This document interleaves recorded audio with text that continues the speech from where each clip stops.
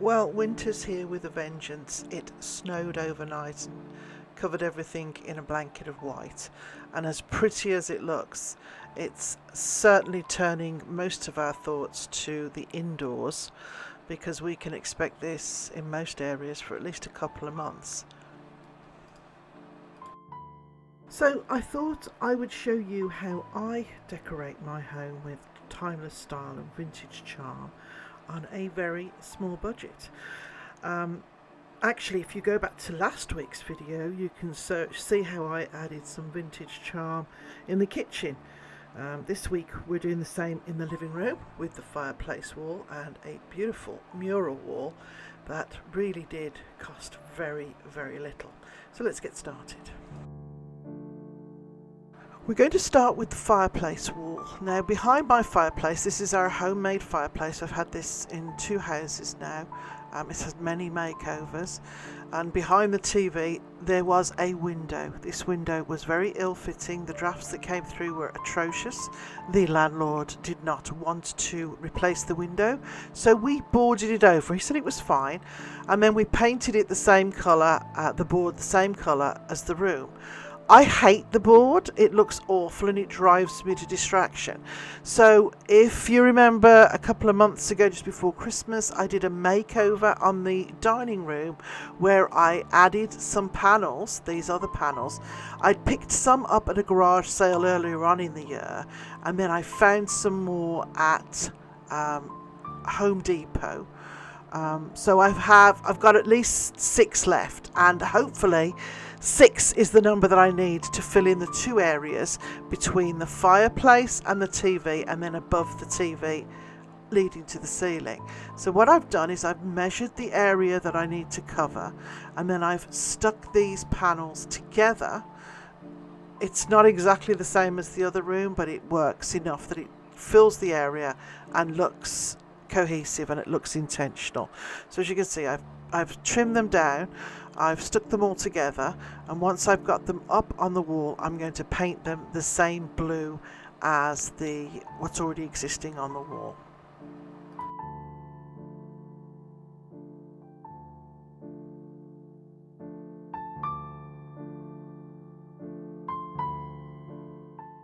I gave these tiles 2 coats because there were some areas that needed to get the paint right in, but I'm really pleased with how it looks, and I'll show you in just a moment the completed look. But we're going to move on to the fireplace. So this fireplace is something that my husband made for me. I designed it. We had the insert that I picked up many years ago. I think it was $10, and I wanted to have a substantial surround. I found the tiles in a reclamation yard. They were Victorian, and then my husband made the surround out of MDF. It started out white and it had a very French country kind of look to it. I've made it over a few times over the years, but this was done when we moved to this house. I painted it the same Hale Navy Blue by Benjamin Moore, which is on the walls. The fireplace hearth is it's covered in like a MacTac paper, which is in a big tile shape. So I just wanted to redo the whole thing. I'm leaving the blue paint because I really like that, but I wanted to redo the hearth, and I found in a dollar store tiles that resemble a very high-end tile that came from Edwardian houses. I've also seen something similar on other channels where they've got them from maybe Home Depot or Amazon, but I didn't want to spend that fortune. So the tiles that I got, they're not brilliant quality, but once you see them and once they're on, you would never know. So I picked them up. We had a dollar store that was moving location, and I found these teal tiles. They're quite thin, but they have a very high gloss finish on them. They're almost like photographs of the tiles. They're great. So I can cut them with scissors. The problem was I had a limited number because he only had a few. He went through over a matter of about 4 weeks. He found a couple of different boxes for me. So I ended up, I think I had maybe 11 tiles in total. So I had to plan this fireplace very carefully because I had a limited number and I needed to fill it out with the number that I got, because I cannot duplicate this tile. I cannot get any more. I've tried and tried. I've had these tiles now for months. I've been trying to get copies of them. Anyway, this is what I've got and this is what I'm doing. So I followed a pattern from an old fireplace that I've had a picture of, and the pattern of the tile was very similar to this. So as you could see, I cut some and then I placed them down and cut the rest with an X-Acto knife. As I said, I followed a pattern from an old fireplace that I found on Pinterest, and the tiles actually stuck quite well for the most part. Considering the cost of these tiles, they stuck quite well. But in the end, I did get some tacky glue and just caught the corners on most of them, because I don't want to do too much damage to the tile underneath. I want to be able to take them off and reuse the tile if necessary. I wanted to show you something, just to show you that sometimes, you know, we make mistakes and we start again. I had these are stickers. These come from the dollar store and they're in plank style. They're plastic. They are peel and stick. And what I wanted to do was cut some down and make them look like little blocks of wood, and I wanted to create a herringbone effect around the fireplace. So I spent the time measuring and cutting all these little tile pieces, laid them all down, and then didn't like it, hated the look of it, and peeled it all away and started again. So I did like how they looked, I just didn't like the colour combination. If it had been a darker wood grain effect, it would have looked better. So what I decided to do was I looked back through my stash and I found this grey, it's like a greeny grey contact paper. It's for a drawer liner, and this was, to me, looked more like a slate. So I thought that would look better. The colours certainly went better. So again, it was peel and stick. I kind of cut it to size and then adhered that to the hearth plate and was definitely more pleased with the finished look. This is the finished piece. You can see there's a couple of little creases in there. I've just got to go over it with my little burnishing tool, but pleased with how this looks, and it does go better with the teal of the tile. I also wanted to show you this quick pillow update. I like to change my pillows out for the seasons as well. I mean, I'm lucky I've got lots of pillows. Most of the time I will donate, but I tend to keep my velvet pillows. So those I tend to have on the couch year round, depending on the season. And then put coloured pillows or pattern pillows, change those intermittently. But what I have, so I grabbed most of my velvet pillows and I grabbed from my collection, I have a collection of really beautiful woolen scarves. I have plaid, I have menswear, I have all sorts. I've been collecting these for years.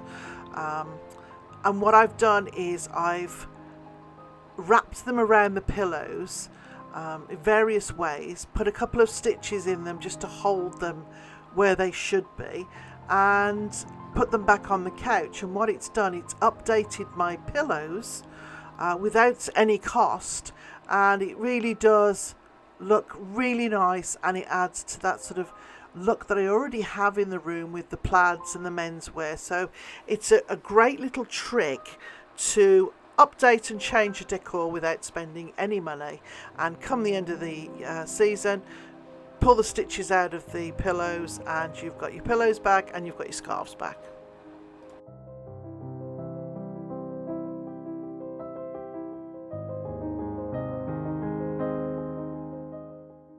This is the area behind my couch. It's obviously a big blank wall. I've had sconces on it and this artwork that I've had for a while. What I want is a mural. Now, I had a friend who had picked up a mural for a room in her house, and when it came, this is what she got. Now, I've got a feeling this might have been like a Temu one. She hated it and she gave it to me. She said, could I use it? And when I talked to her on the phone, she told me about it and she said, it's very poor quality. The picture's not brilliant. Could I use it? And I said yes. I was going to make a room divider and use this material on the room divider. But when I got it, the colours were the perfect combination for to match the wall and also the fireplace that I'd just done. So I gave it a really good iron and I pinned it out. Like I said, it's not brilliant quality. I don't think it cost an awful lot of money, but I was quite pleased with how it looked when it was pinned out. I thought, you know what, this is absolutely a poor man's version of those beautiful landscape pictures that you see. They're either made of fabric that in these lovely old stately homes, or you can now get the wallpaper that you can put in panels around your room. That is the ultimate goal, and hopefully that is what I will do in France, but it is not budget friendly. This is budget friendly. So I pinned it in place, measured on the wall, so it had the same distance pretty well all the way around, and then decided I would try and frame it with some existing moulding that I already had in the house. So it wasn't a very square piece of fabric, so what I did was I pinned it and then I stapled it, and then on top of the staples I'm going to put this wall trim. It's just like moulding that we had from a previous job at the last house that we kept, and we had some decent lengths. So my husband measured the circumference of this piece of material, and then we got ready to mitre the edges. First of all, I painted them because they were just white, so I painted them the same blue as the wall, and then I got the mitre saw out and just mitered the edges. So it gave it like a join, so that they like a picture frame. And then we mitered the edges, and then we were going to nail them in place on the wall.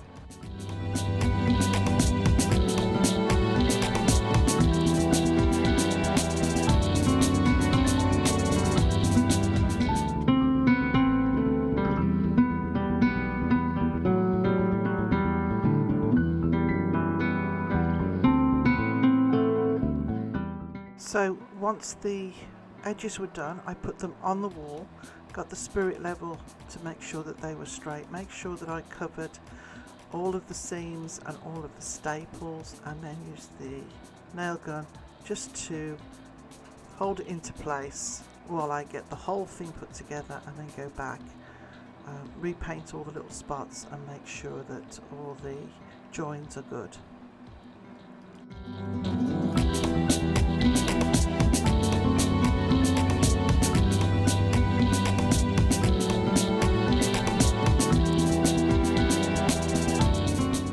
So you can see here I've framed the piece of material, I've gone over it with the paintbrush and just touched up a few areas here and there while I've got the paint out.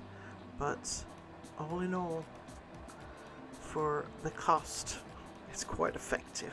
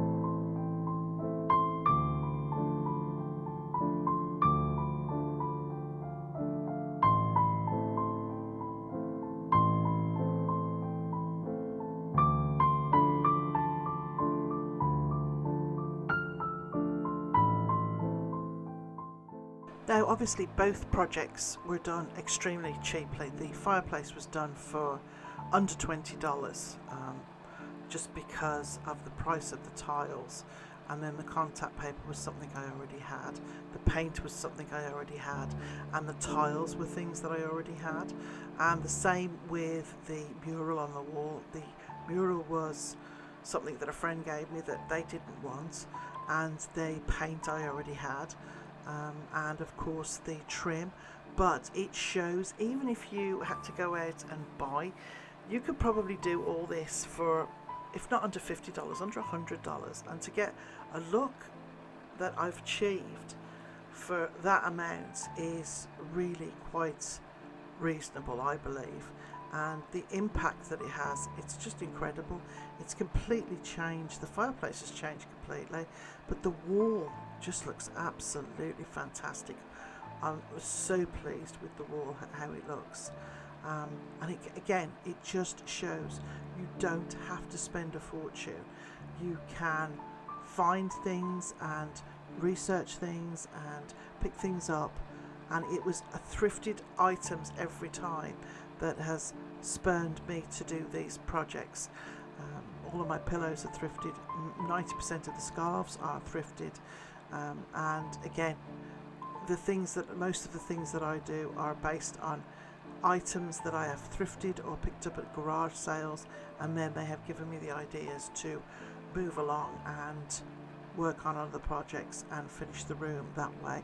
So I know I'm lucky that I have a lot of these things on hand, but they can be done on the cheap, and they don't have to be done, and you don't have to spend a fortune.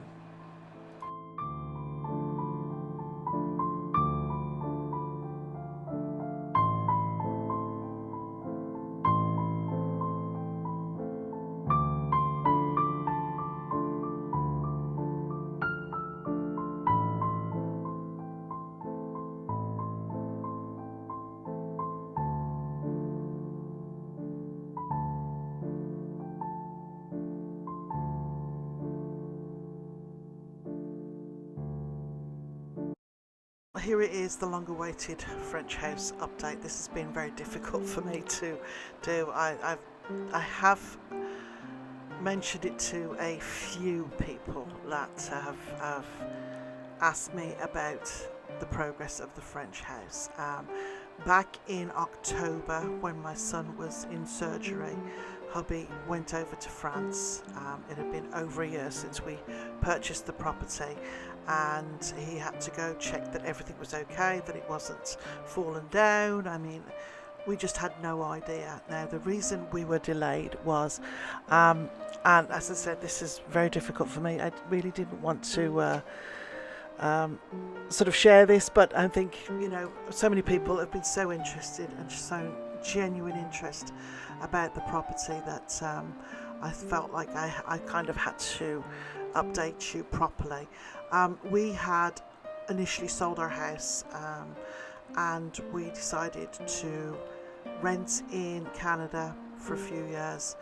We had put the money in the bank, and we decided to buy a property in France, and then with the money that we had in the bank, we were going to do the properties up, and then for the next 5 years we were going to be splitting our time between France and Canada, renting out the properties and finally moving to France in the not too distant future. Unfortunately, the economy in Canada took a dive, and we lost pretty well everything that we'd invested. We had bought the property in France outright, so we have no mortgage on that, but the money that we were relying on to get us back and forth to France, do the renovations and start us on our path to our future and ultimately retirement, that has now gone.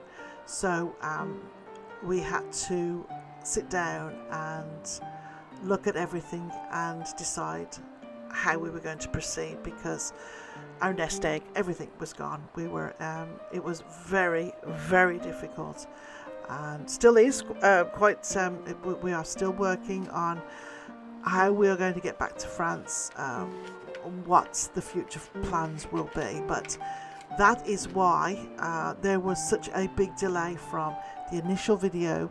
We were supposed to be back within 3 months of buying the house to start renovating it. Of course, in that 3 months, everything changed, and so it was absolutely life-changing, but not in a good way. Now, I know we're very, very lucky. We still have the house. We still own it outright. So we have to now figure out how to proceed and how to get back to France, do the work that we have to do.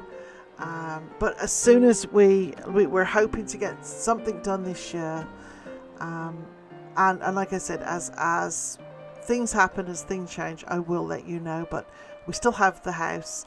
We still plan to renovate and live in part of it and rent it out, and it is such a beautiful, beautiful place to be. We are surrounded by vineyards. We're not far from Cognac. We're not far from some absolutely gorgeous areas. So that's the update. The house is still standing. It's still there. It's waiting for us.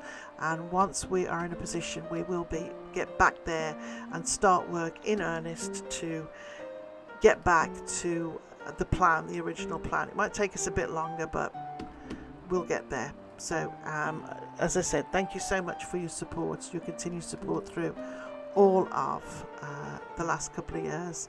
As I said, it's been very, very difficult, but thank you so much for your genuine interest and concern, and hopefully we can get everything sorted out and get back to the original plan. So hope you enjoyed the video, and we'll see you next time.